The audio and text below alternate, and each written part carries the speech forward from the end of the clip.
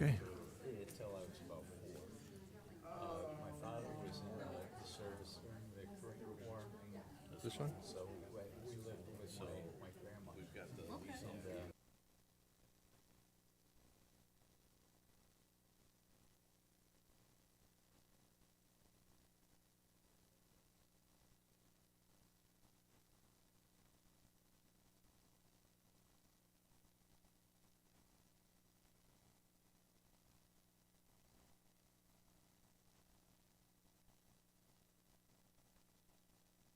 and, Good morning, everyone. At this time, I'll call the Audit and Control Committee meeting to order for October 17th, 2024. Hey, handsome, how are you? We have all members present this morning, so it constitutes a quorum. If everybody's had an opportunity to read the minutes from the last meeting, I would entertain a motion to approve. Motion to approve. In a second. Everyone's ambitious this morning, which I like. All those in favor, please say aye. Aye. Opposed? Carried. Thank you. Next order of business is privilege of the floor. Is there anyone wishing to speak to the privilege of the floor this morning? If so, please come down front.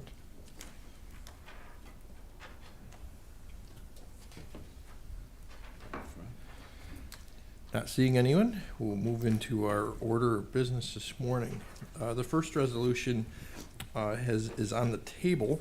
I do need a motion to bring it off the table if we so choose to discuss this. I'll make a motion to take it off the table. I'll second. All those in favor, please say aye. Opposed? Carried. So the resolution is off the table, and we are reviewing the resolution amend Chautauqua County Department of Mental Hygiene and Social Services 2024 budget for increased services for recipients costs. There is an amended version that is on the table in front of us, and I believe we will get an explanation. Hi, good morning. Sam Zaffoto, Deputy Director of Finance. Diana Songer, Deputy Director of Finance for Human Services. So, yep, this resolution is to amend the Social Services Department of Service for Recipients budget. The reason for this change is there's been a kind of a change at the state level. Traditionally, we only would have saw expenses in this department, which would have been for non-TA residential domestic violence. However, with this change at the state level on some contracts, this through the payment codes through the state system, it is now driving agreement with the GA for parents as teachers through this department. That is now causing us to exceed the budget. At the same time, the training school, which is the students in OCFS custody, we had assumed a very high rate basically on what we knew going into 24. However, the rates, as I found out last February, were significantly lower than we were anticipating, and based on the number of youths in custody, we're comfortable at reducing the budget at this point to offset that increase in the service for recipients.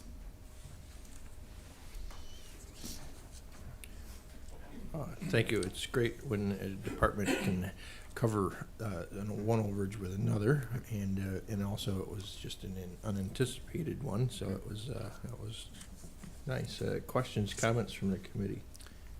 Sam, these are all federal funds? This would be related to Title 20 funding, which is kind of not an uncapped funding, so there is only a set amount. So any extra revenue here would be considered over ceiling from our budget amount originally. So there isn't a revenue increase here. That's a true increase, basically. Okay, okay, so where's the, okay, are we receiving state funds, federal funds? Or? There is a mixture of state funds. There would be through the child welfare settlement. Some of the Title 20 does get given back to the department at the end of the year through the child welfare settlement. I haven't had a chance to look at what's been included in the settlement, but we do get some of that oversealing money back during the year-end process. Okay, thanks. Sorry, but I think I heard you say that this is a real increase in spending. This agreement it's a change in where it's coming through. Traditionally, this would have been under the admin department on how it was being processed. The new state guidance has us putting it through BIX, and that's driving it through a different payment code, which is putting it in this department, which is why this is over budget. Well, why isn't the offset over an admin then? Admin at this time, we're kind of concerned, but this had an actual surplus of expense. Admin, there's a little concern of where that may finish by the end of the year. So I was more comfortable moving it from where I thought I had a true surplus of expense.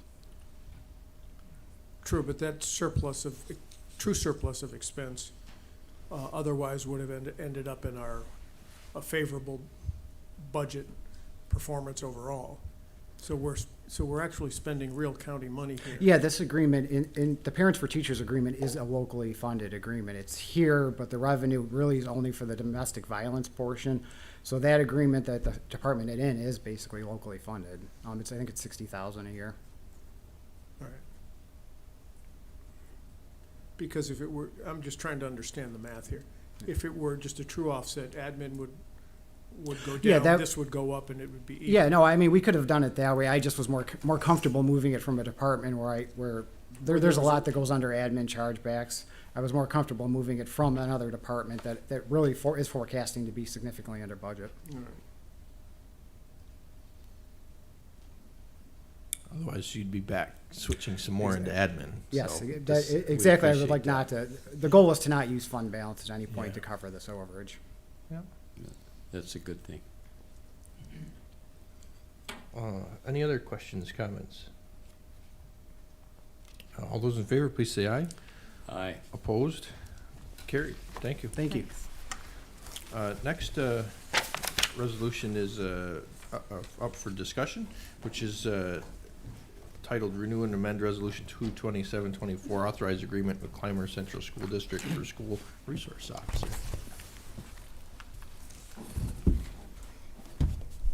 Sheriff Jim Quattrone. Riley, I'm the fiscal supervisor. The resolution we have in front of you is to just extend the agreement to June 30th, 2025. Whereas the previous resolution, we were just doing it to December 31st, 2024. And the dollar amount is included in our 2025 tentative budget.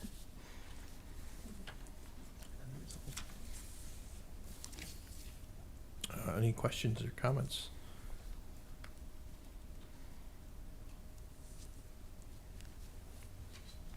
All those in favor, please say aye. Opposed? Oh. This, wasn't this tape?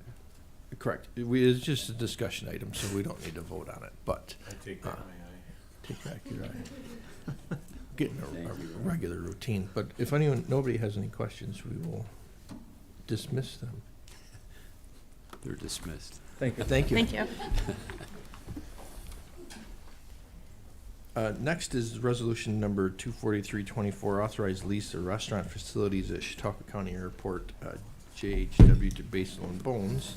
This particular resolution had been referred back to committees by the full legislature last month for further consideration, so I suppose that we have some new information. Good morning. I don't really have new information. I guess we're just going to talk about it today. So I'm here to authorize ask you for authorization for the 6-month lease. Shannon Fisher, manager of airports. Sorry. Thank you. I guess if I can. Sure. A little bit of new information or different information. We have kind of nailed down the lease. We put a little bit more wording in there. For example, when the lease is signed and as far as the kitchen goes, all the equipment is in good and working order, and that'll be recognized by us and by the outfit leasing it. And we're also going to request that it's in that condition when the lease is done. And we're also going to put an inventory in there so we know what's in there. And again, when the lease is done, we'll know what should be in there. And that's good for both sides. It's just helpful to know what's in there and the condition of it going forward. So that's just to tell you the leases. New information. What's that? New information. New information, yeah. The lease was never signed or anything, but now it's a little more defined.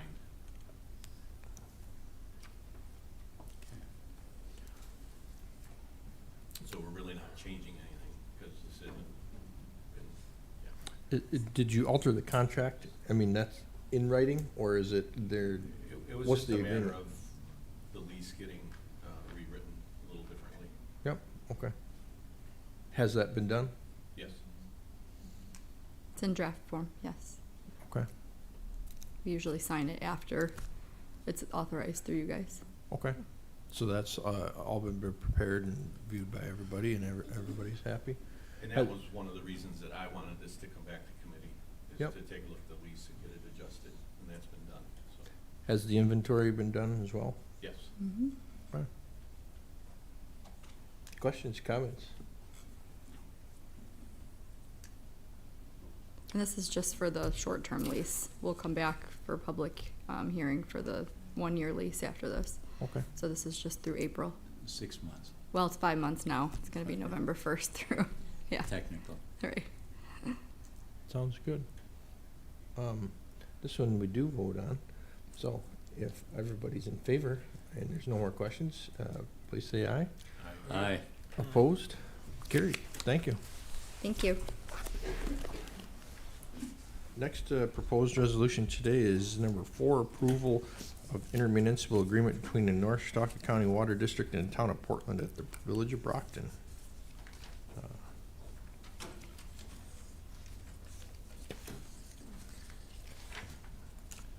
Anyone here to speak on this one today?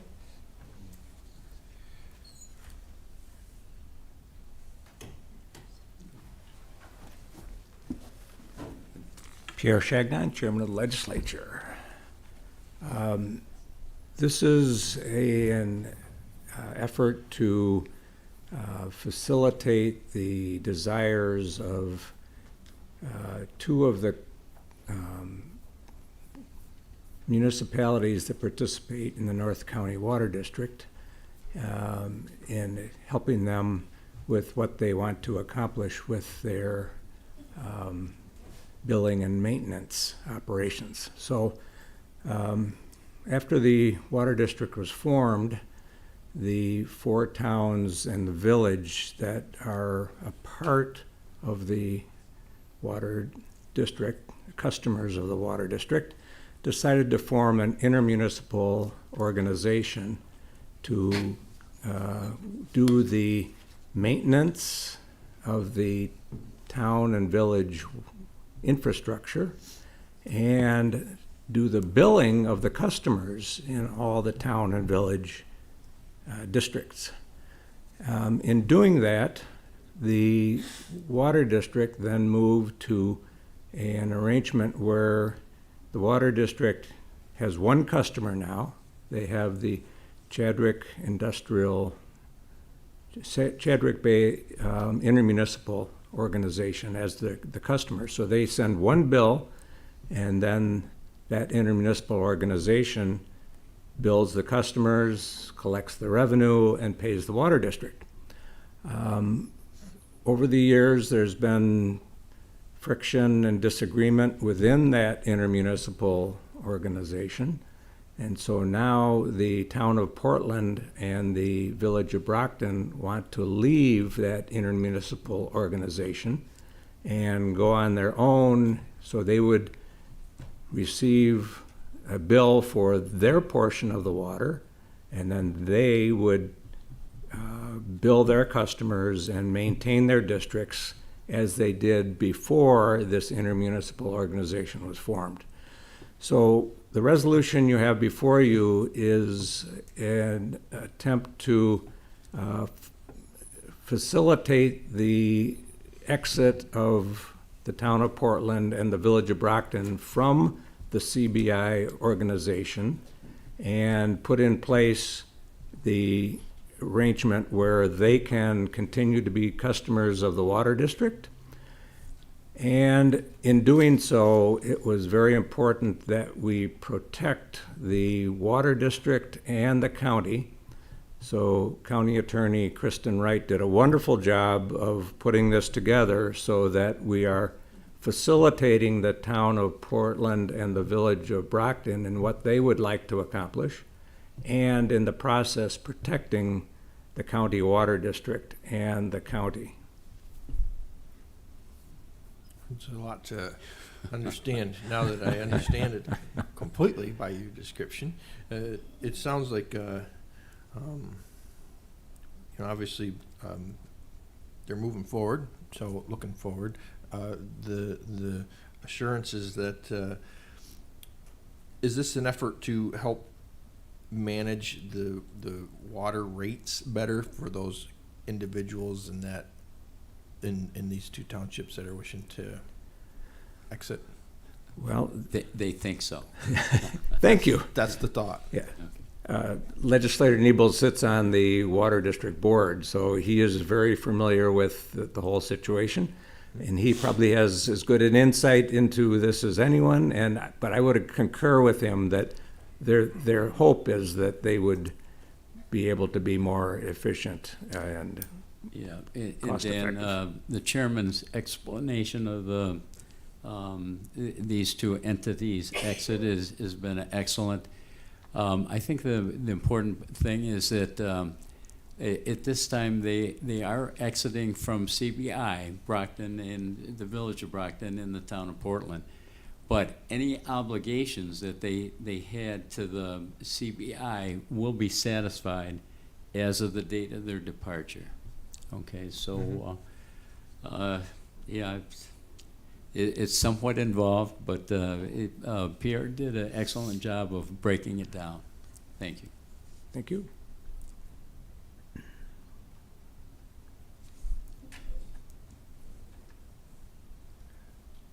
I have no other questions. Sounds like everything's been covered with legal, so that's great. Any questions, comments? All those in favor, please say aye. Aye. Opposed? Carried. Thank you. You're welcome.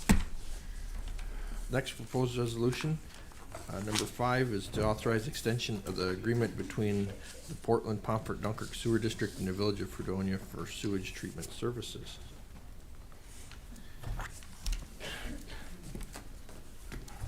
Matt Olbeck, Director of Portland Pomfret Dunkirk Sewer District. Pierre Chagnon, Chairman of the Legislature, I'm back. Pierre's been a big help with this contract. That's why he's up here to. The Portland Pomfret Dunkirk Sewer District infrastructure flows to the Fredonia wastewater treatment plant, and they treat the sewage. In their system, they have to maintain their infrastructure, but in our system, we maintain it. We maintain the pump stations, so their sole purpose is just sewage treatment. The reason we want to extend this out 30 years would be to coincide with the Environmental Facilities Corporation loan for our I&I project. They're going to want to see a contract that says we have sewage treatment for that period of time. The other portion of this is to, how do I want to put this, to keep the rate fair. When we started negotiations, they were talking of over double the rate. And we tried to tell them, you know, all you're providing is sewage treatment, not maintenance. Pierre got involved.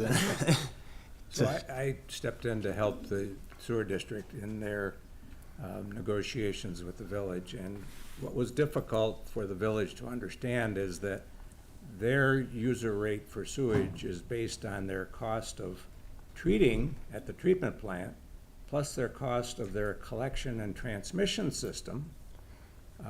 And the difference with the Portland Pomfret Dunkirk Sewer District is that their facilities, their pipe delivers their sewage directly to the treatment plant. So they're not involved in any aspect of the collection and transmission system of the village. So it was difficult for the village to understand that and separate the costs of treatment from the cost of collection and transmission. So once we got that clearly understood, I spent quite a bit of time with their village budget, understanding that and explaining it to them. We came to an agreement on what a fair cost was for treatment. And what this resolution proposes is that in the future, if the village identifies that their treatment costs have increased, and they review that with us, and we are in concurrence, that we would propose a contract amendment to raise the cost of treatment. But it would be based strictly on their costs, not what they would particularly like to charge. Their current facility is, what's the state of their current facility? I mean, is it, what year was it built and constructed and all that roughly? I mean, is it 10 years old, 50 years old? Don't know what year that was built. I would say around 78-ish, Probably. Late 70s. late 70s, yeah. You know, in the, you know, the reason for my questioning is the duration. So if they choose to upgrade the plant in a couple of years and they now say that we, you know, they have a large expense of, you know, upgrading the plant to meet new standards or to, you know, new technology that is otherwise less expensive, but it's costly to do it first. They obviously can prorate that out over a number of years, but I would assume that our rate could possibly go up. Do you, Yes. I mean, anything in the, you know, near future, is the plant in good operations? And, you know, as far as your knowledge is, we shouldn't expect anything. Well, two ways to look at that, Chairman. First of all, they are evaluating their plant in terms of its needs. The other way to look at it is that if their need to improve their treatment facility, that's in the best interest of the Portland-Pomfret-Dunkirk Sewer District to have a treatment facility that's efficient, functioning well, and meeting state standards. So if they need to invest cost in the updating of the treatment plant, then the sewer district should participate in that. Pierre's opinion. Which we appreciate. No, questions, comments? Okay, so, guys, it's about $3 per thousand right now. Is it per thousand, I guess? Yeah, per 1,000 gallons. But that rate can go up depending on possibly capital improvements to the plant. Yes. Okay.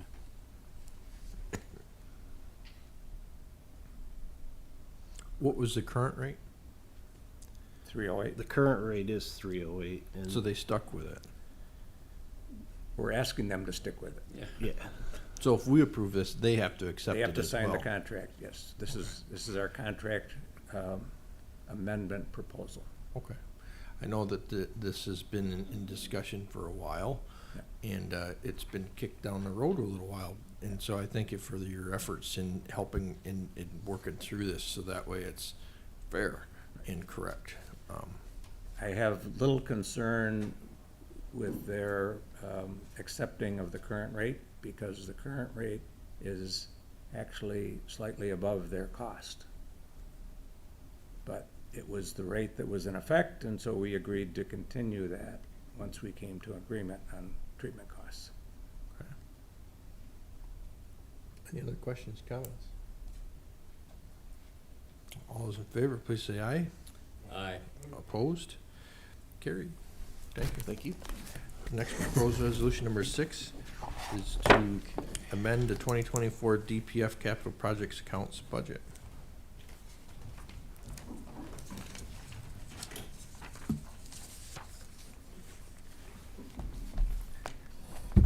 Good morning, Drew Rogers, Deputy Director of Public Facilities Engineering. This resolution proposes to transfer $250,000 of CHIPS funding from the highway capital account to the bridge capital account. The bridge program this year is expected to exceed the amount we had budgeted for appropriations this year. We had an unexpected bridge project that was originally anticipated to be just a I don't want to oversimplify it, but kind of just this easier rehab project that turned into needing a full reconstruction. It's my understanding that the CHIPS funds are pretty particular in what they're spent on, and this is okay to utilize those to do this Yes. for this particular project. Yes.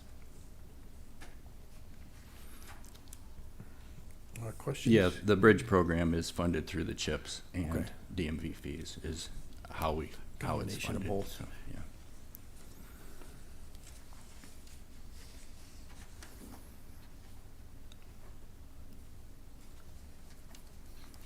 Questions, comments?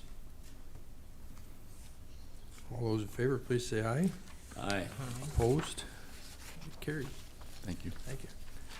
Next proposed resolution, number 7, is to authorize agreement with New York State DOT for performance of federal aid local project agreement, PIN number 5763-97, bridge deck sealing of 13 bridges, various locations throughout Chautauqua County. DPF has 26 bridges with concrete decks that are in a program to reseal every 4 years. So what we do is, with this ongoing project, we seal half of those projects every 2 years. So at the end result, they're all getting done every 4 years. This project is estimated to cost $85,000. It's 80% funded through federal funding, 15% funded through New York State funding, and there's a 5% local share, which for this project is $4,250. So this resolution would authorize the county to enter into that agreement with New York State DOT for the funding to complete the deck sealing on this group of 13 bridges.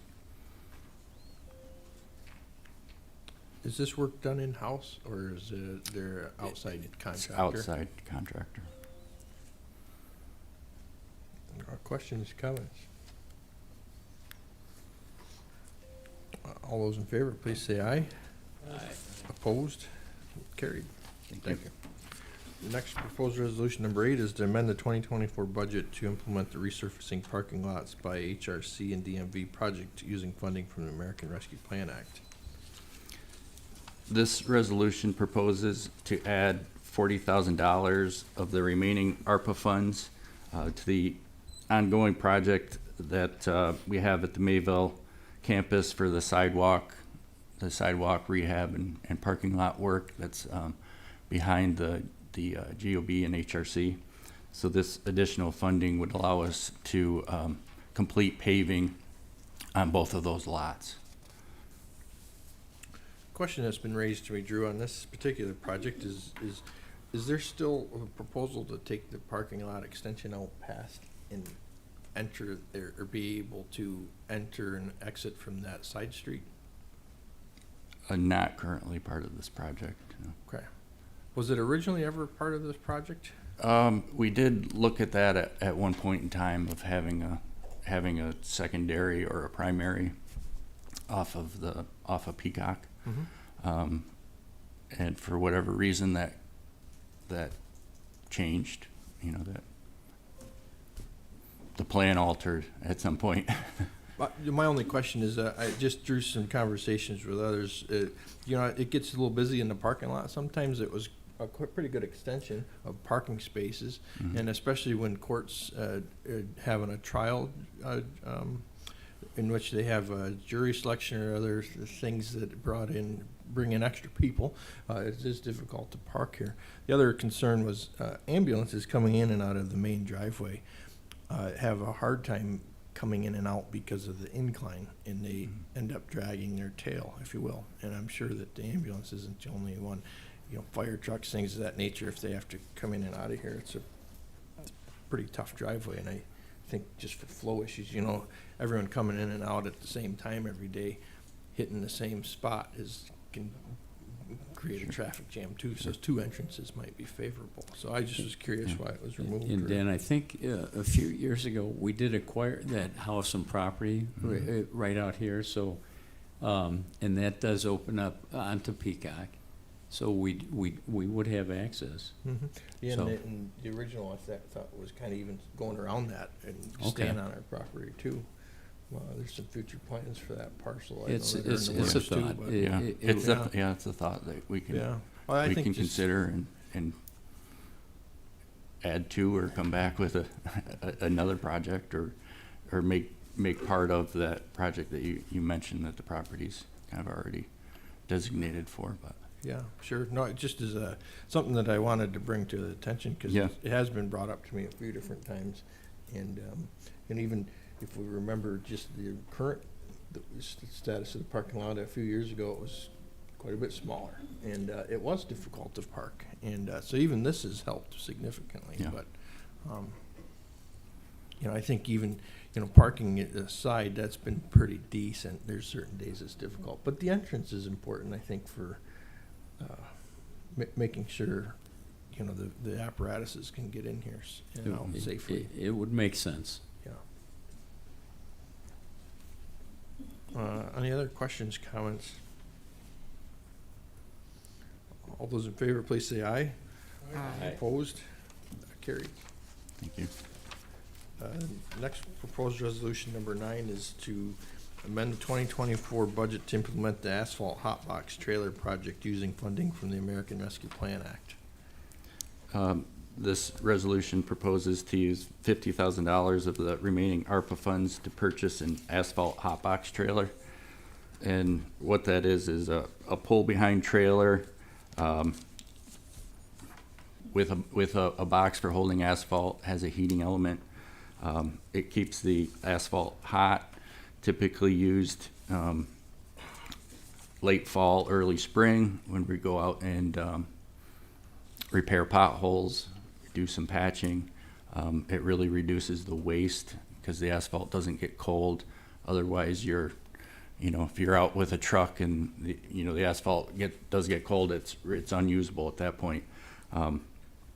We currently do have one truck that has this capability as well. So this trailer will really help us kind of split up and cover more of the county and cover it more quickly when those repairs are needed.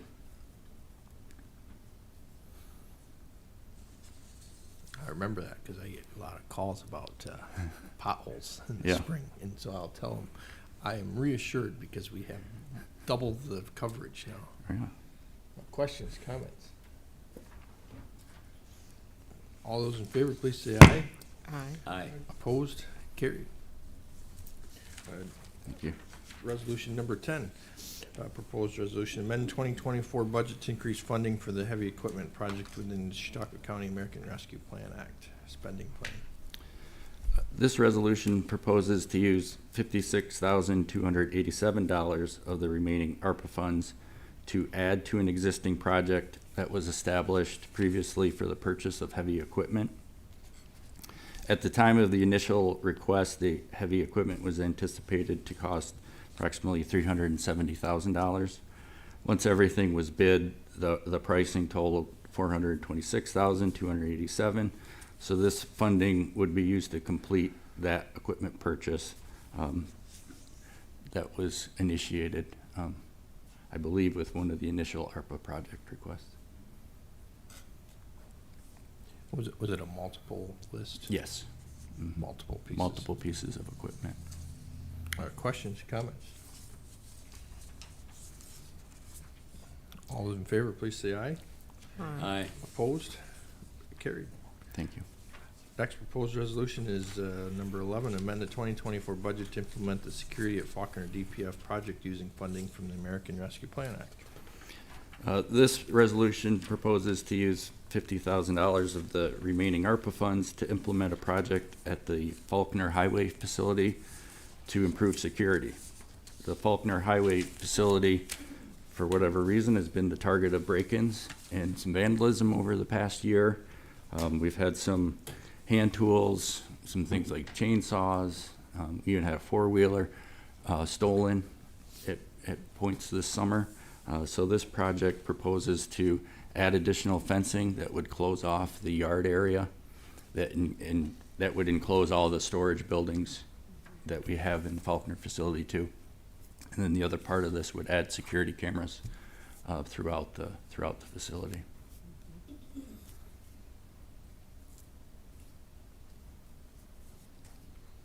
Questions, comments?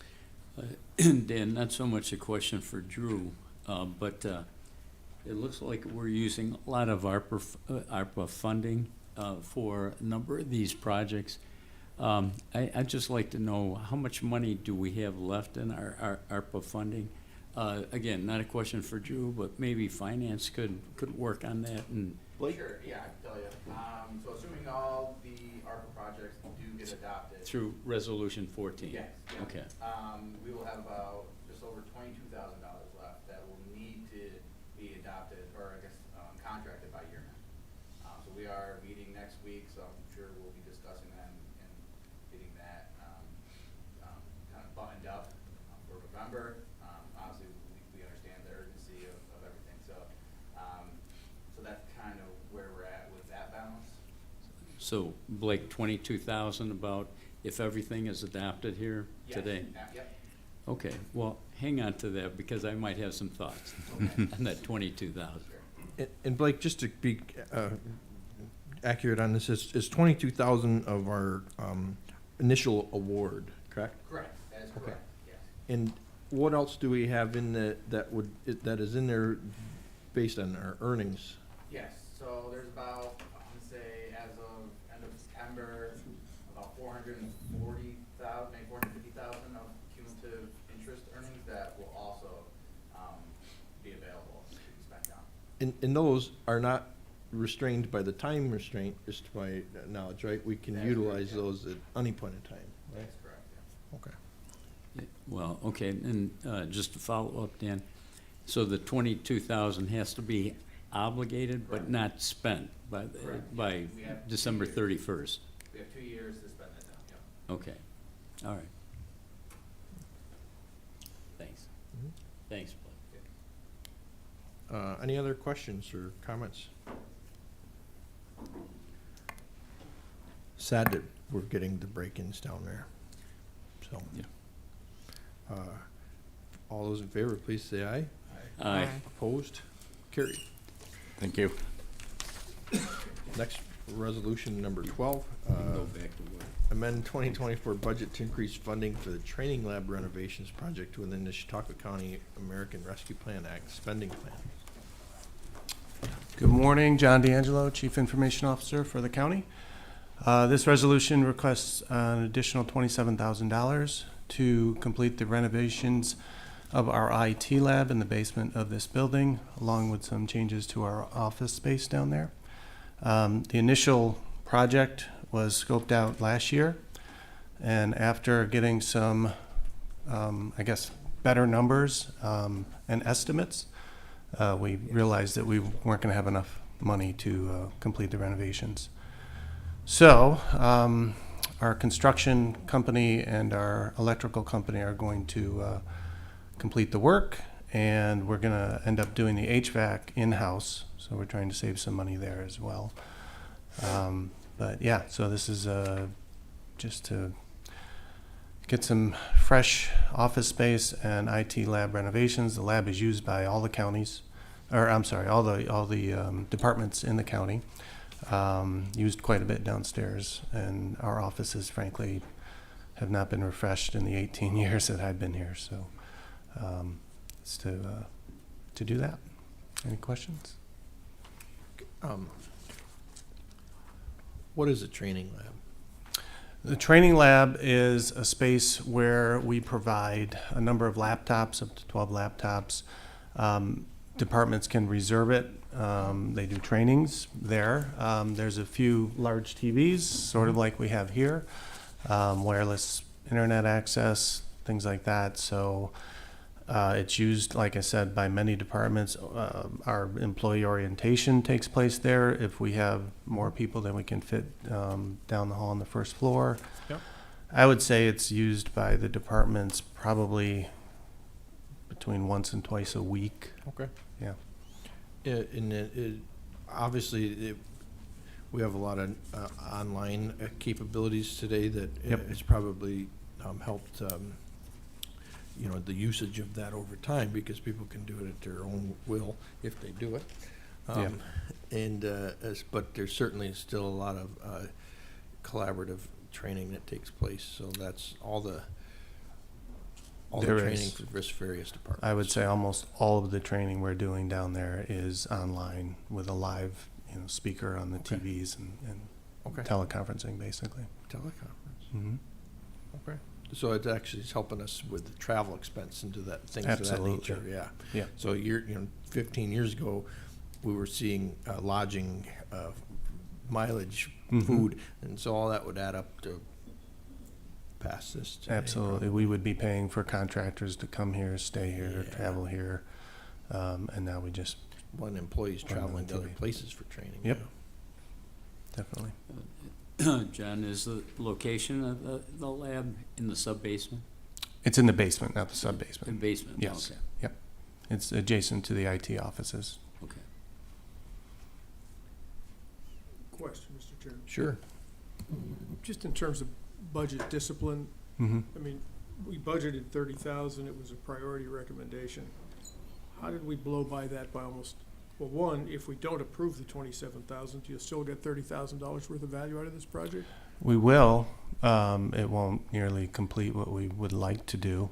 Frankly, the initial design by I'm not sure what the company's name is, but they designed basically all of our cubicles and things like that.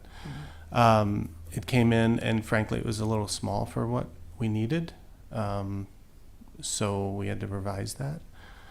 And we decided there's a room adjacent to the lab that we'd like to remodel and move a door that kind of interferes with staff when that lab is being used. So we kind of added on that piece as well. So that's what initially caused the increased cost. Additionally, the construction company that we now contract with, that the county does have a contract with, I didn't think we would need to use them. I'm not a construction guy, frankly. And we ended up having to have them come in to do some of the work. They haven't done it yet, but we got a quote from them to do that, and that quote alone was $23,000. The electrical that we need down there is another $18,000. So that alone took up way more than I anticipated, frankly. Right. I mean, certainly sounds like moving electrons rather than moving protoplasm is a good plan. Yeah. It's just from a budget discipline standpoint, when you see something popped by, almost 100%, your eyes go up and go, hey, this is not the way we should be running the show. Agree 100%. Thanks. Any other questions or comments? All those in favor, please say aye. Aye. Opposed? Carried. Next proposed resolution is 13, amend the 2024 budget to implement the server replacement and upgrades project using funding from the American Rescue Plan Act. Okay, so this is for the Sheriff's Department, but I'll be speaking for it. This project was initially planned to be and approved in the budget to be a 2025 capital project. However, after consideration, the Finance Department recommended that we can utilize ARPA funding for this if we could secure the contracts and such in 2024, which we felt we could do with this project. It's a $268,000 project, which includes the replacement and upgrade of all servers and controllers that manage the door system in the jail and in the courts. So pretty important devices. They are aging out, and we felt this was a good time to do the upgrade and the replacement of those older servers to maintain the safety and security of the jail, which obviously is critical. And again, it was moved from an approved capital project into ARPA funds at the recommendation of the ARPA committee. So that's why we're shifting it into $2024. We probably won't finish the project in 2024, but it will be contracted as per ARPA rules in 2024. Questions, comments? Sorry, just for $268,000, what do we get beyond a more reliable door closing system? Honestly, that's about it. We're replacing the control. The controllers are, some of them are extremely old. Some of them are even mechanical. So we're going to more of a digital, modern day solution. Some of the real old ones in the old section. It is extremely difficult to work in the jail if we're running new wire and cable and things like that. So it's pretty expensive, but it does just replace those older units. But I don't believe there's any additional functionality. The control office already is, if you've ever been over to the jail into the control office, it's pretty astounding how many monitors and door controllers they have. It's probably in the hundreds, I would guess. So we're not increasing any capabilities. It's just maintaining the current capabilities. In the jail, I've been in the jail, and you walk through, and there's a person sitting in the room. And when you get to a door, they see you, they hit a button, and the door opens. And some of those buildings and openers, I imagine, are pretty old. That original jail is from which time? 1930s, I believe, is the row housing. 1930 something, right? So Sheriff Jim Quattrone. Yeah. I wanted to, Yeah. I knew John would be able to explain all the server stuff. I just know it's something that helps. But I know what the end product is, and that is we have a corrections officer sits in the MCR room, as John mentioned, with, I'm not sure how many screens. There's a lot of them. I get a headache just walking in there. But they are able to monitor all the hallways, all the doors that are in the jail. So not only are they opening the doors for us as we're going through it, or for the corrections officers and the inmates, but it's a safety factor that they're keeping an eye on the COs as well as the inmates. They're watching for disturbances that are going on there. So while I don't always understand the lifespan of these servers, I know if they fail, that creates a major problem within the facility. And from my experience, when we have a failure or something, the price goes up. Definitely. So, and you can't move inmates. It really restricts your ability to. Correct. We just had an incident with some of the cameras going down. I don't know if it's related to the server or not, but that again creates a lot of issues, not only for safety, but in getting the incarcerated individuals over for court and getting, because through the day we have roughly 30 incarcerated individuals every day that are transported to courts throughout the county. So, when we aren't able to open the doors, that delays and could potentially impact the court cases as well. And that failure actually was a part of one of the servers that will be replaced. So, yeah. But everything's already touchscreen in the MCR and everything. So from your question, Mr. Johnson, about additional functionality, there really isn't any additional. And I presume the jail's got a pretty good power backup system, should the. Yes, we have a substantial UPS that is actually right in the room behind the MCR that is backup power for all the servers and the MCR.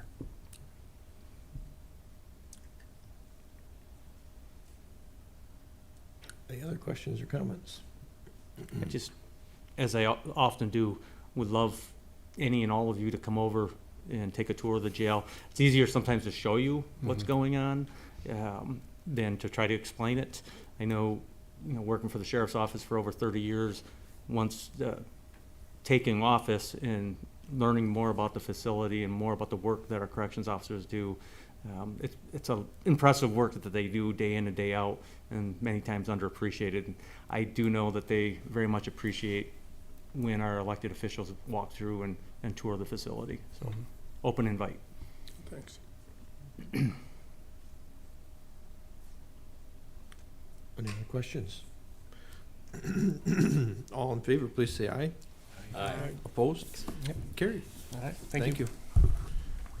Next proposed resolution, number 14, is amend the 2024 budget to implement the outward inclusion and performance project using funding from the American Rescue Plan Act.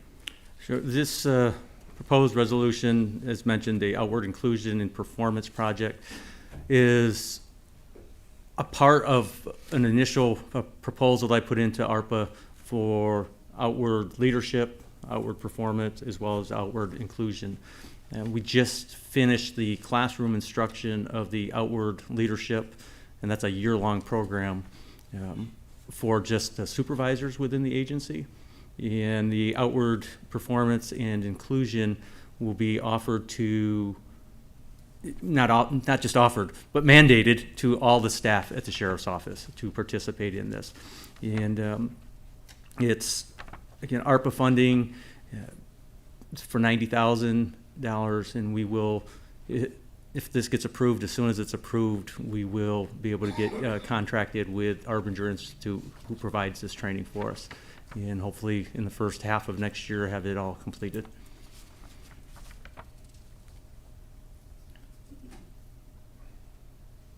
Questions, comments? All right. I'm sorry, I mean, the 90,000 is coming from ARPA, so that's okay. But are we really buying into this DEI movement? Or is outward inclusion something else? Outward inclusion, I'm not, I guess you could call it DEI. I believe that we treat everybody with respect, and when we look at the Arbinger Institute in the outward leadership, outward performance, it is basically focused around treating all people with respect and dignity. What it does is it gives us several tools to prepare. Quite frankly, I was a little concerned when we did the outward leadership and mandated that all my supervisors attended. What I do with training, any training, is not only do they have to submit a pre-training form indicating how they plan to use it, but a post-training form of what they felt of the training. And I'm still getting them back because we just finished the training on Tuesday. But out of the 29 supervisors in the agency, I've only had one comment that was negative, and it wasn't negative about the program, but it was negative about the instructor, which is ironic that we've had, I think I have 16 back and only 1 out of 16. Yeah, and I think that was more of a personality conflict. But whether, and I have done the outward inclusion as a benefit of COVID. There was a lot of these courses that were offered virtually, so this is how I got associated with the Arbinger Institute. Initially read a book by 2 authors who offer training, and they connected me with the Arbinger Institute, who basically took the material from the book. I'm not sure if it's DEI or what you want to call it, but it's something I would refer to as just treating people with respect and dignity, and getting outside of our box and thinking about what do I get out of something, and how does it impact me, but how does it impact an individual in the community. And I look at it as an officer safety, a community safety. There's the best example is one of the founders, Chip Huth, was the Kansas City Police Department SWAT team leader. Their division, that's a full-time SWAT team, had over 70 lawsuits against them going on. And since implementing this unconditional respect, outward mindset, they've cut it down to 1 lawsuit in over 4 years. So I think there's a significant benefit to doing this. And touching on the outward inclusion, I've taken several courses on inclusion, diversity, equity, inclusion, access. This is perhaps, in my opinion, the best one I've attended, and something that I felt was beneficial, but also something that I felt our agency would accept in the method of training. I think, quite honestly, some of the DEI training that has come across has turned me off, and I think could turn other people off. So I think it's really critical when we are using that, is that we have good instructors and instructors who understand society and the community. No, I Yeah. absolutely Yeah. support thinking outside the box and looking at your total environment. I absolutely support dignity and respect. Mm-hmm. It's just when I see this in the last whereas, that this focus is on diversity, equity, inclusion. And unfortunately, in this day and age, that denotes a certain political, movement, for lack of a better word. And that's what I'm really Sure. reacting to the verbiage. Sure, and I not that I disagree with what that's saying. I think I've been quite frank from the day of my campaign to now. Is I don't make decisions based on politics. I don't make decisions based on, quite honestly, getting any of your votes. I make the decisions based on what I feel is right and proper, and that's why I've gone with this. There's been many programs out there that have been offered to us. This is one that I felt that we should buy into. Fair enough. Thank you. Any other questions or comments? Well, not on behalf of the committee, just on behalf of myself. Jim, we want the best qualified people for the sheriff's department or the corrections or whatever. Mhm. And I think you do too. Absolutely, Exactly. absolutely. And I just one comment is that also, there is a certain dignity and respect that as an officer that there's a way to get a job done, and you say, we are the police, we are law enforcement, and this is the way it's going to be.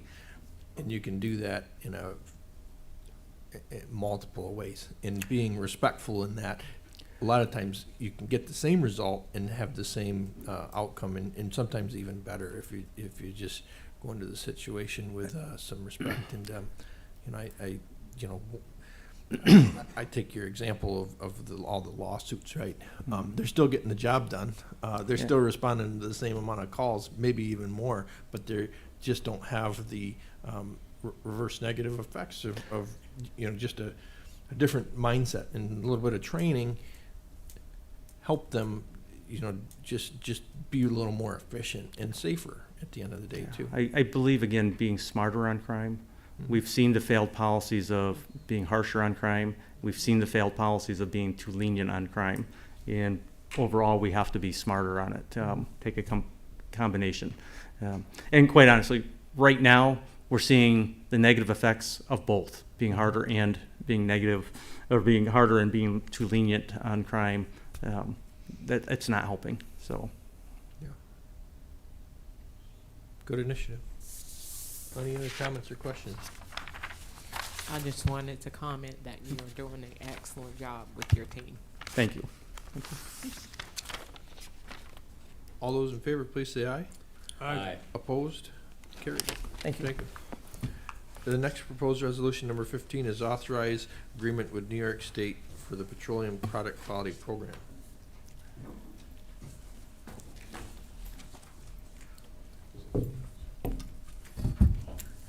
Good morning, Emily Blevins, Deputy County Clerk. The resolution in front of you is to essentially renew a contract that we have with New York State, where they pay us for something that they require us to do. So for those who are unfamiliar with weights and measures, one of the things that they do is certify weights and measures throughout the county for commercial use. Excuse me. Part of that is certifying the pumps at gas stations, and then they take a sample of the petroleum, send it to the state, and they certify it's the appropriate quality. To do that, it costs money. This contract pays us back for what we expense to get the petroleum samples. You said that this is state revenue that's increased. Your fees, we've recently reevaluated those fees, and the current status of now that it's been some time since you've rolled through with this new fee schedule, does it seem to be proper? I would say, I think statistically we've seen essentially a doubling in gas prices. Before we were getting $4,500 a year for the petroleum reimbursement, and now I believe it's $87.50 per year. So it seems appropriate to me. Questions, comments? All those in favor, please say aye. Aye. Opposed? Carried. Thank you. Thank you. Next proposed resolution 16 is setting the salary for behavioral health therapist.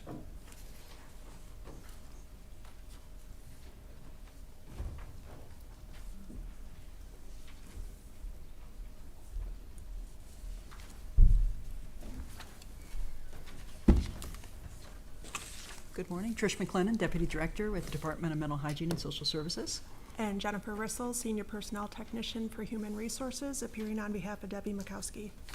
And this morning you have, actually, if I may, you have two very related resolutions. If I may, Chairman, discuss both at the same Sure. time? Or So, do you- yeah, and just so everyone's aware, it's the next resolution is the setting the salary for a licensed behavioral health therapist. So, just two different tracks. So, Trish, yeah, Absolutely. So we'll what this- vote on them separately, but You got we'll it. discuss them as one. Thank Sure. you. So what you have before you are two different resolutions, and what that is in our outpatient clinics, we have master's level, so graduate therapists. Previously, we've had multiple different job titles, all civil service job titles, but multiple different job titles depending on what type of work they're doing. Are you working with a child? Are you working with substance abuse? Are you working with a certain other type of population? Over time in New York State, the laws don't require that you have all these different titles. For licensure, you're either a licensed therapist or a non-licensed therapist. So in terms that you probably have heard, are you a licensed mental health, licensed marriage and family therapist? Are you a licensed master's in social work? Are you a licensed mental health counselor? So what we're doing is we are just simply retitling. Okay, and this was in the 2024 budget, so this will not require us coming back with a resolution to change the budget. This also will not be replacing any of the ones that we remove. So when folks are converted through HR's work into one of those two new titles, then that old title will be removed completely. We'll no longer be using any of the others, so it will not increase at all in our FTEs either. So the first one you have before you is when we do hire someone who's not licensed as their work, so straight out of grad school, in other words, as they're working on their license, that would be a behavioral health therapist. That's a position they would be applying for. Anyone else, once they get their license, they would then be applying for an open position as a licensed behavioral health therapist, or they'd be coming in as a licensed behavioral health therapist. So this will help both with recruitment and retention as well. It makes all licensed, and for the work they do, it's not a different type of license. So it makes all licensed therapists in the same playing field. We can use them all alike in the work we do. And it also helps with ecologists to be able to really understand what the positions are, and so that we can do recruitment. We are right now working with SUNY Fredonia. We just had a meeting with the new administrator who is responsible for the new Masters in Counseling program. They have a 10-student cohort going on right now, and we actually are going to be working on having several of their students as interns. So then the hope is that experience goes well, and we would recruit them, hopefully, into our behavioral therapist position while they're working on their licensure. So that's why the two have to be talked about together, but the first one is behavioral health therapist, your second one is a licensed behavioral health therapist. Is there anything I missed, Jen, that you wanted to add from the HR perspective? No, I think you were pretty thorough. Okay, thank you. Questions, comments? Trish, Sure. This is a strong program at SUNY Fredonia now, right? Yes. And the state no longer requires that they, when you hire them, that they're licensed. You can actually bring in the non-licensed and then matriculate them up to license. Yes, Okay. you absolutely can, and we can still bill for that. Okay. Thank you. Thank you. In your work with the college really has been an ongoing thing to letting them know the needs of our area too, and them, implementing certain classes and field work that help fill positions for the need of the county too. We So are that's incredibly blessed, yeah. yeah, that collaboration from a few years ago is paying off today, because you do have some potential candidates. They could work for you and choose to leave, but, the hope is you can have a couple of them stay, if the positions are available, so. And even if not us, stay in the county. I mean, That's right. truly, we are, part of our role as LGU is to support all the behavioral health programs in our county. So if outpatient in our clinic is not what they're looking for, the hospital has positions. Yep. Resource Center, there are many. So we also have relationships with University of Buffalo, Mercyhurst, St. Bonaventure, many colleges. But to have a county college now pick up a master's program in counseling is just amazing. So we want to support them in all we can. That's great. It helps. It really Yep. does. Yeah. It really does. One other thing, your population with this need, so when you do a need assessment within the community, there is a need for additional therapists. So we would want you to run out of resources to Thank you provide for that service. Thank you. Thank you. Terry? Yeah, and I guess this would be a question for Jen. Do other counties have these titles, Jennifer, do you know? And if so, are these salaries comparable to other counties? The titles are very similar. Every county kind of titles based I on the understood. description. So Okay. they're very similar to what other counties are using right now. In the past, we've had unique titles based on different licensures, as Trish explained, and the billing was all different in the past. And that has changed now, so they can all be billed the same, which is going to group these employees back in the same group and allow more movement. So salary-wise, the grades that we're setting there are very equivalent to what we have now in the titles that are being transitioned and will no longer be used. Okay, and they're comparable to I the believe salaries, or comparable to other counties as far as these titles? Yes, with the Okay. benefit package all included and considered, I believe they're very competitive. Okay, thanks. Any other questions or comments?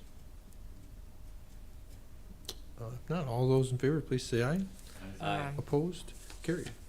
And for purposes, our next resolution is setting the salary for licensed behavioral health therapists. Questions, comments related to that one? If not, all those in favor, please say aye. Aye. Opposed? Carried. Next resolution, proposed resolution is 18, authorize acceptance of 2024-2025 aid to prosecution funds.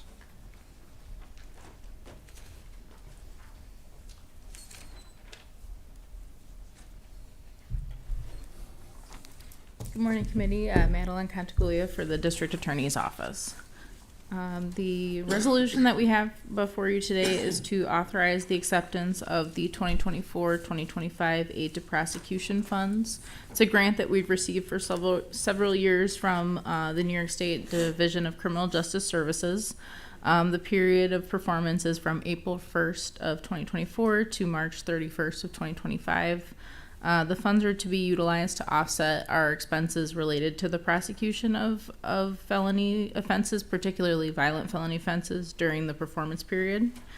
The revenue that was included has been put into our 2025 tentative budget. So we've decided to put the entire award into the 2025 budget to offset some of the increases that we had, which we presented to you at the budget hearings.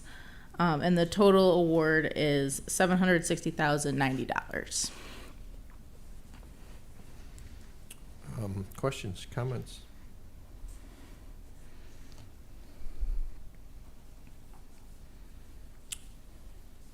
All those in favor, please say aye. Aye. Opposed? Carried. Thank you. Thank you. The next proposed resolution is 19, which is to authorize acceptance of 2023-2024 aid to prosecution funds illegal fentanyl prosecution. So this resolution is to accept funds related to the prosecution of illegal fentanyl that comes into Chautauqua County. It's for $200,000 from the Division of Criminal Justice Services. It's very similar to the previous resolution, but is specifically for the investigation and prosecution of illegal fentanyl trafficked into Chautauqua County. This grant was not expected, and we did not apply for it. It was given to us by the state to offset some of our expenses relating to this. So the performance period began April 1st of 2023, but we are able to use the funds until the entire amount is expended. So there's no end date of the funds. For this year, we've decided to use $50,000 in our 2024 budget. So we've asked you to amend our contractual budget, but also to increase our state revenue by $50,000. And then the remaining amount, the $150,000, will defer at the end of the year and then utilize as we see fit for the prosecution of illegal fentanyl. And the expense for this year is to purchase equipment and software utilized in the prosecution and investigation of these types of offenses.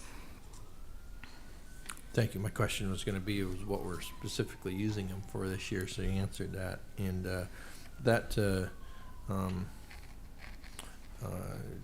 software will be, you know, as you know, in our area, we do have fentanyl within our communities and being trafficked through, and it is a negative effect of our society. So I'm thankful for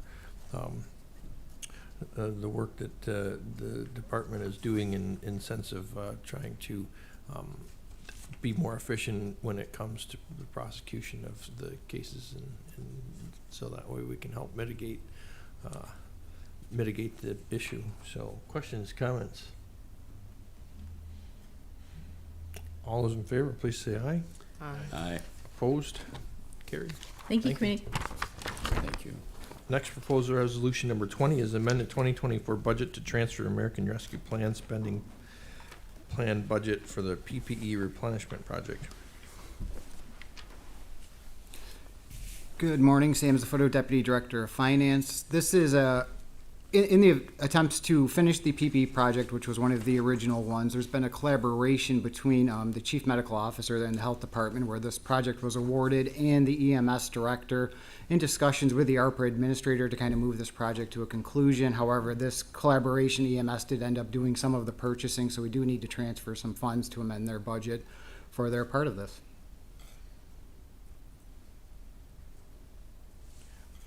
Is this have we pretty much purchased all the equipment that we need, Sam? I looked yesterday. It looked like there's a balance of maybe 10,000 left. I know EMS did like 22,000. I'm not sure what's in the works other than outside of what we've actually purchased to date, but it looks like it's wrapping up and should be finished by the end of this year. It's good. You know, Or will be finished by the end of this year and encumbered. You know, when this plan or when this project was proposed, it's important to make sure that the employees have the proper attire that they need to do their daily functions. So, I agree. you know, it's great that we've been able to utilize these funds to do that, and I hope that everybody has.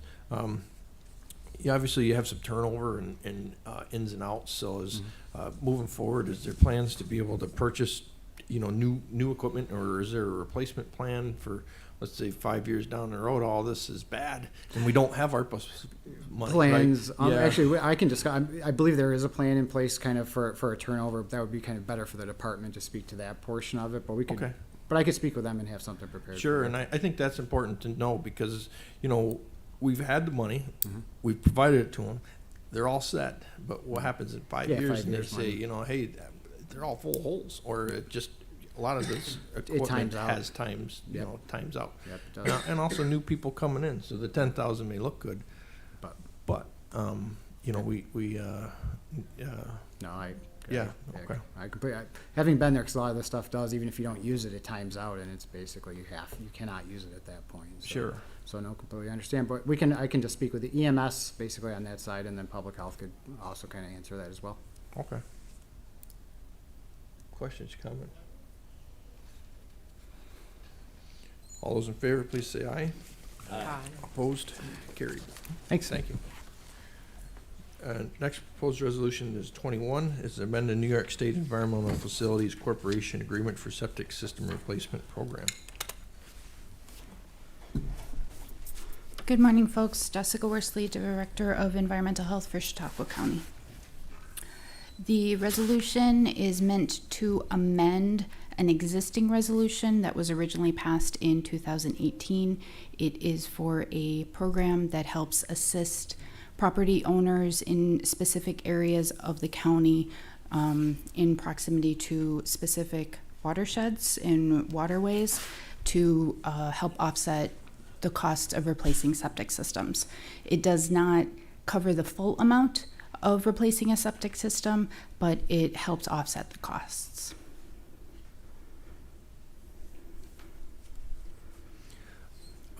Were the same waterways and regulations the same in 2018 as they are now? So that also, we don't see the amendments here. Oh, right? So, sure. Yeah, so that's part of the amended version is those specific waterways, correct? Correct. Yeah, the original 2018 resolution was solely for the area around Finley Lake.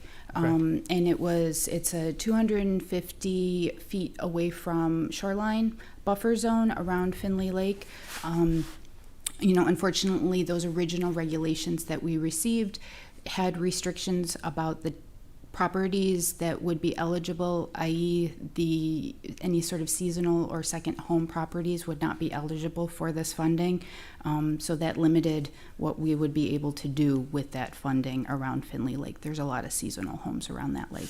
The most recent round of this funding has included a much larger number of waterways, including the Silver Creek Reservoir, Fredonia Reservoir, Brockton Reservoir, the Westfield Reservoir, the Lake Erie shoreline, and areas around Chautauqua Lake. Obviously, we're not going to do anything in the areas around Chautauqua Lake that are in that Phase 2 public sewer extension area.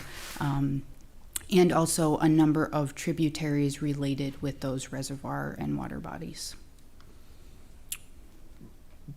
When the initial award, were you able to utilize all those funds within that area? No, we did not. We didn't use any of that original $150,000 around the Finley Lake watershed. Okay. Yeah, there were a couple of reasons for that. One, the limitation on seasonal and second homes, but also there were ongoing talks about municipal sewer district around Finley Lake, and we essentially received guidance from DEC that the best course of action around that lake would be a municipal sewer area rather than utilizing these funds for the septic system replacements. Where does that stand? Finley Lake and municipal sewer. I don't want to speak completely for the town, but as I understand it, there was a public vote to approve a sewer district, the formation of a sewer district, and that approval process is sitting at the New York State Comptroller's office. They're waiting to hear confirmation that that vote and the sewer district can move forward, and then they're looking at engineering plans and getting that ball rolling as quickly as possible. Mm-hmm. Good. Any other questions or comments? Yeah, Dan, just one. Jerry. Just so, what is the dollar limit per property owner? Is it 3,000, 5,000? You mentioned it doesn't cover the entire cost. So the language in the EFC paperwork and guidance is that properties would be eligible up to 50% of the cost, but not to exceed $10,000. Okay, so max of 5. Well, no, it would be a max of 10,000 if your septic system replacement cost greater than 20,000. Oh, okay. Yeah. Okay. And it is up to the county's discretion as to how we want to utilize those funds. So if we wanted to try to reach more systems and put that cap on 5,000 per system to offer assistance to a greater number, Okay. we could do that. Yeah. Do you have a cap now, or We no? don't be, Okay. so the stage we're currently in is we're developing, essentially using GIS data to create a map layer to really look at how many properties are eligible Okay. for this funding. And then once we see how many properties are eligible, we'll have a better idea of how many are likely going to need to be replaced. Makes sense. Yeah. Thanks. Absolutely. Any other questions or comments? If not, all those in favor, please say aye. Aye. Opposed? Carried. Thank you, folks. Thank you. Next proposed resolution 22 is approves the secret review of 2% watershed occupancy tax grant program projects for 2025.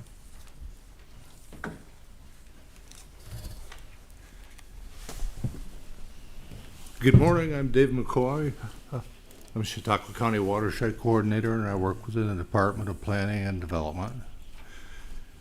This first resolution deals with, and second also, with occupancy tax grant program awards for the 2025 budget. All 8 of them have been recommended to be included in the 2025 budget. The first 4 are relative to what we call the watershed side of the program. Our secret review revealed that they are all unlisted projects. However, there are no significant adverse environmental impacts associated with them.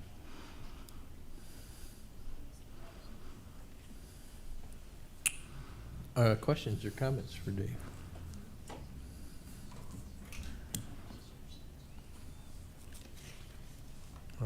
Not hearing any. All those in favor, please say aye. Aye. Opposed? Carried.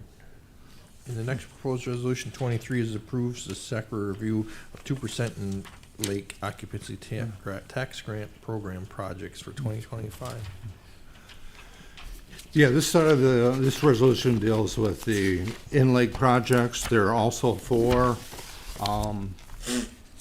Generally, we would consider these as maintenance, not unlike mowing right-of-ways, because we're cutting weeds, cleaning up shoreline, those sorts of things. And as such, they are classified as type 2 actions, not really subject to seeker. However, we go through the effort just so we have supporting documentation for the future.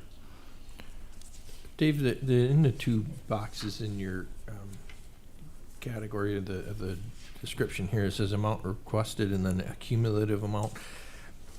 What is the cumulative amount transposed of? There's differences, obviously, and so is that from throughout the year, or is it other organizations that are putting into the project, or what factors are going into that cumulative amount? We received, I'd say 16, 17 applications from various organizations. These are the ones that we would felt were most impactful for tourism and recreation opportunities on the in-lake side. In-lake projects are, well, they're quite a bit different than watershed projects because there's a lot of activity already going on in the lake. This is a good way to increase the funding, and quite honestly, it's been a good year on Chautauqua Lake. Our stakeholders are quite happy, particularly in the North Basin. More of my direct question, so let's look at Bear Lake number 2. It says we're requesting 20,000 and the cumulative amount is 70. Why is it? What's the difference? Mr. Chairman, the cumulative amount is the sum of those 2 projects. So Okay. 70 is the sum of project number 1 and project number 2. Okay, so that makes sense. that's That makes the sense. amount of all of them put together. Yes, correct. Thank you. I just was curious if there was more funding coming from a different place, and in just looking at that, yeah. Okay. A lot of our small lakes need dredging for different reasons. I'm not. No, and I'm not. Okay. I just was curious about the numbers. That's all. All right. If there was more needed for those particular projects, but it's Small project. the cumulative amount really is just the addition of all the projects put together. Yeah, the cumulative of the total projects of. Okay. Any questions, comments? All those in favor, please say aye. Aye. Aye. Opposed? Carried. Thank you. Thank you. The next proposed resolution is number 24. It's amended 2024 budget to implement the Mason Industrial Park Infrastructure Extension Program project using funding from the American Rescue Plan Act. There is a new version that is on our tables that has been amended, so we will be reviewing the amended version this morning. Thank you, Mr. Chairman. Nate Aldrich, Economic Development Coordinator. So as the committee may recall, back in July, the county authorized up to $90,000, which was matched by the IDA, to advance some additional pre-development and environmental due diligence activities for the Mason Industrial Park in the town of Ellicott. And since then, we have gotten to work. We've been working with Clark Patterson Lee for the last few months on that effort. And as part of their work, we've asked them to look also into what additional utility infrastructure extensions to that site would be required to make it fully shovel ready. So they recently submitted some cost estimates and a scope of work, which would extend water, sewer, do some erosion control, on-site stormwater management, stub and erode, and also extend natural gas and telecommunication infrastructure to the site. Those cost estimates came in at $499,500, and also coincided with our department returning some unused funding for the broadband ARPA project. So Mark Geis submitted this to the ARPA committee for consideration, and it was supported, and that's what's before you today. I would just comment on the version amended in committee last night. We just added an additional whereas clause to authorize the county executive to enter into the agreement with the IDA to actually perform those site improvements. Nate, just a very frank question.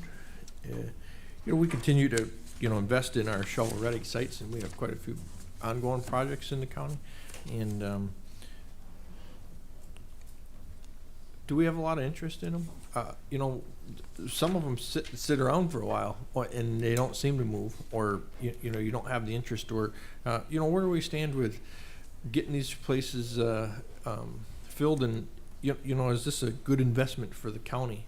We invest through the last few years have really invested heavily into this. And, we've had the reassurances from you, but, it's been a little bit since you've made a comment on that, or also we want to see some of do you have new interest with these sites being put in and upgraded? So currently, there's about 5 parcels up in the Chadwick Bay Industrial Park in the town of Sheridan. However, due to site constraints and awkward parcel sizes, there's probably less than 12 actually developable acres that we can market as shovel ready. And then the only other site that is under the control of the county and IDA is that Mason Industrial Park site, 66 acres, of which only approximately 35 is developable due to wetland constraints. So to answer your question, we get site requests probably on average a weekly basis through our partners at Empire State Development and Best Buffalo Niagara, and direct outreach to our project managers. We always try to respond as best as we can and to pitch those sites, but sometimes it just doesn't meet the criteria. I'd say the Mason Park right now is really the only site we can actively market that is controlled by the county and IDA. But in terms of Ripley, that will be coming online. We're getting very close to securing all the funding necessary and expect design, engineering, construction next year, and that will open up another 147 acres we can market as shovel ready. So these efforts, this investment will help those efforts, because we can finally market it as, a developer can get a shovel in the ground in 3 to 6 months and not, 1 to 2 years. So most of those, you said it doesn't meet the criteria, right? Obviously for various reasons, maybe lot size, maybe location, maybe various. Has there been specific projects that have to do with not meeting the criteria because of the infrastructure? What we're specifically talking about, the sewer, water, and stuff like that. Yeah, oftentimes, you know, they're obviously looking at location, they're looking at parcel size is a big one, and utilities, infrastructure. Every request is different, and we try to pitch, you know, that site to, you know, any request we feel is reasonable and meeting the criteria. Does that answer your question, or? I think so. You know, I think it just is more of a general question, but also, you know, it's a big investment, and you know, we'd like to get those spots filled in. So anything we can do to help promote those sites is good. And but you know, so that next call that you get, they're going to say, hey, it meets all the criteria, and you've put the water and sewer in, and that's was one that wasn't, you know, that was what we were missing or something, you know. But I would also add that there has been some inquiries that the IDA didn't feel like was a good, you know, economic impact to sell to an end user. You know, didn't have it, you know, a high enough capital investment or job creation. So we've kind of steered away from submitting it to, you know, a warehouse operation that's only going to employ X number of people, or a clean energy project that wouldn't be the highest, best use of that site. So, okay. I guess the answer we'd really like to hear is that one's filled up, let's do another one. That's not a knock on what's going on, I'm just, you know, that's a result that would be really. well, really, currently we are almost at capacity, right? We have a small parcel on Gertz Road, part of the airport, you know, industrial park that's has some slope constraints. The Stoneman Industrial Park is completely full. Chadwick Bay is almost completely full. This is the last remaining parcel in Mason, and then we're moving on to Ripley. So, any future projects in the Jamestown area? in the Potential city sites? limits itself, there's really not a lot of sites that check all the boxes in terms of size, location, utilities, unfortunately. But we're also working with the city and others on some brownfield redevelopment opportunities that could spur some future prospects as well. Yeah.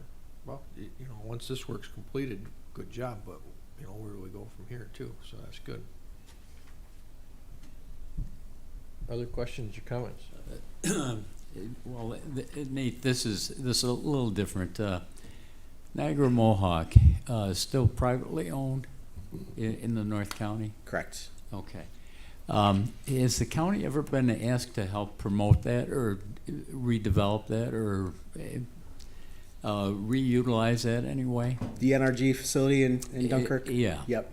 So we were actively working with the city and NYSERDA. As you may recall, about 5 years ago, with some Appalachian Regional Commission funding, we did a study on reuse alternatives that only got us so far. Okay. So we're partnering with NYSERDA. Actually provided us with $160,000 to work with a engineering consultant firm, Collier's Engineering Design, to do some more pre-development work.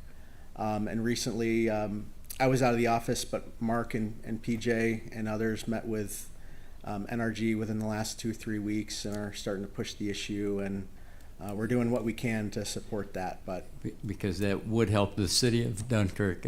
They have some financial difficulties, as you know. So if there was anything that could be done with the plant to get that back in use, that would help the city a lot. And there's also the fly ash landfill on Van Buren Road and Pomfret that could be interesting in the future for us to take a look at for development opportunities as well. Okay. Just to come down, yeah, Nate talked to the county executive. We did have a meeting with National Grid. Unfortunately, National Grid isn't moving along as much as we are, per se. NRG. Sorry, energy. Yeah. Sorry, energy. Surprise, yeah. surprise. You know, we've been working with this. I've reached out with people. We've connected with, through connections with being on the board at NISAC, trying to market this through different means. So, yeah, we're always trying to do this. We had a very frank conversation with NRG saying that, you know, Collier's has been part of this. Bergman, we're looking at a lot of different groups. They're just a little bit sitting back. It is where it is. You know, we're going to keep moving. We're going to keep promoting this. And You know, obviously, there's a couple of other opportunities, but yeah, it's, I dare say, I think we've been working a little bit harder than the current owners are, but they really couldn't say that and dispute that. But again, we are constantly looking to market and help. I think that's excellent, PJ, because as you know, NRG at one time paid like 40% of the property taxes in Dunkirk. They're talking about 100% increase in the property tax in Dunkirk right now. So, I mean, looking down the road, if there's any chance that that plant could come back online or be repurposed or reutilized somehow, that would help the city of Dunkirk tremendously.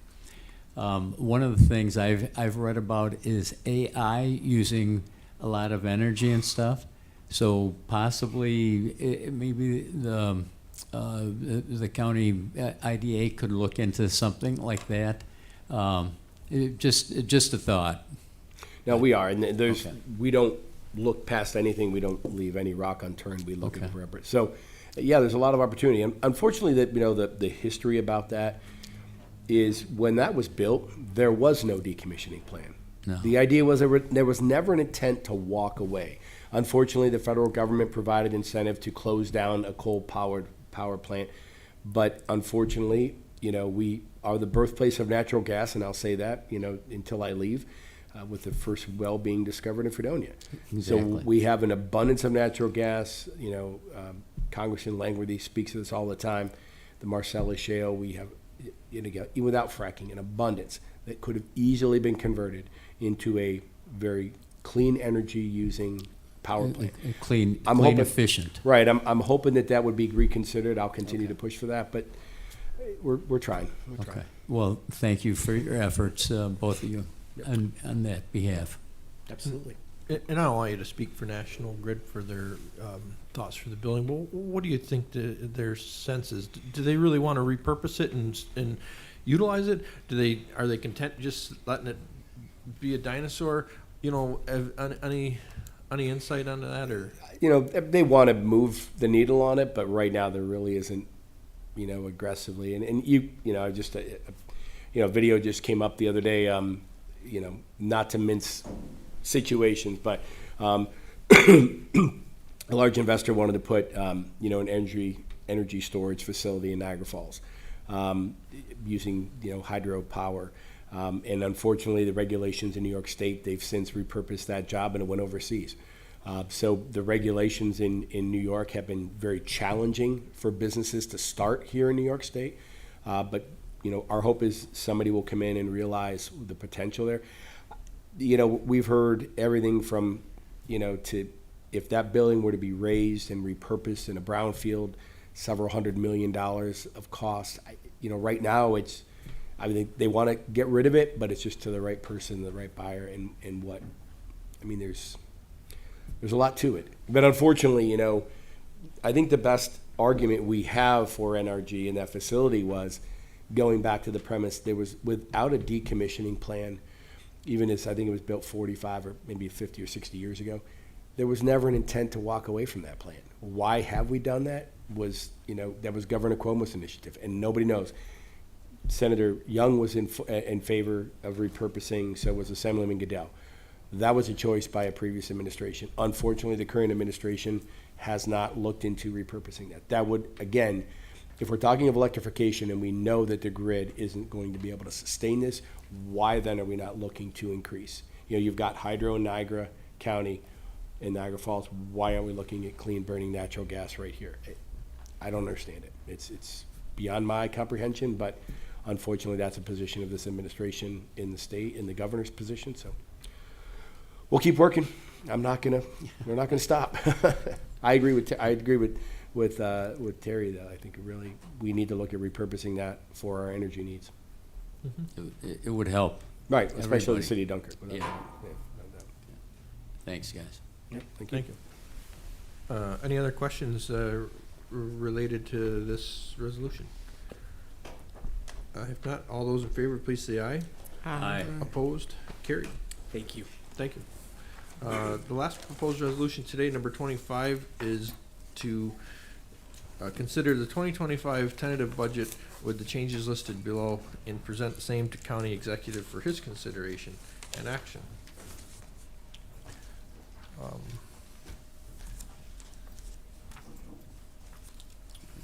So through committee process, the various committees has identified different areas of the budget that were that could be amended and changed. And so in front of us today are those differences, and this is the resolution that has been put forward by the Audit Control Committee for review today. And we have, please identify yourself to explain some of these changes. Sure. Jennifer Swan, Budget Director. Kitty Crow, Director of Finance.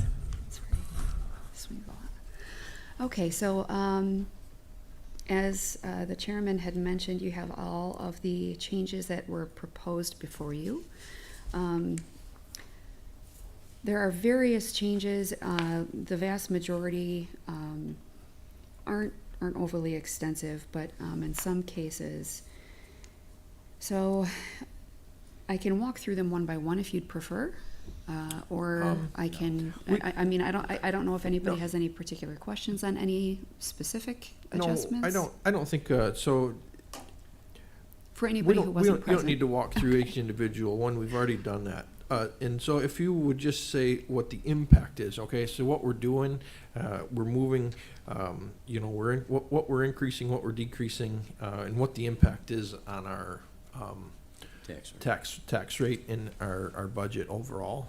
Okay. If you would. Absolutely. So the overall impact of the changes that you see before you, and actually I'm pulling something up really quickly. So the overall impact actually results in an overall net reduction to the tax levy to the tune of $164,976. The levy prior to these changes was $73,421,447. After these proposed changes, results in $73,256,471. So that results in a slight overall change to the rate. I believe it went from 672 to 670. So, and just to be clear on that, so that the initial proposal was 672. We're reducing that to 670. And what is it currently? 691. 691. I almost said 690, but So a proposed reduction of 21 cents. Correct. Completely after Yes. this. Questions, comments?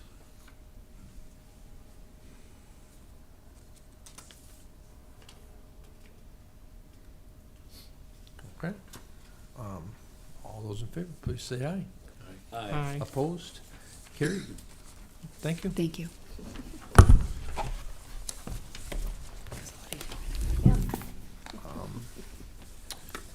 Today, that is our proposed resolutions. Next is other. Is anything that, does anyone have anything that they'd wish to bring up under other at this time?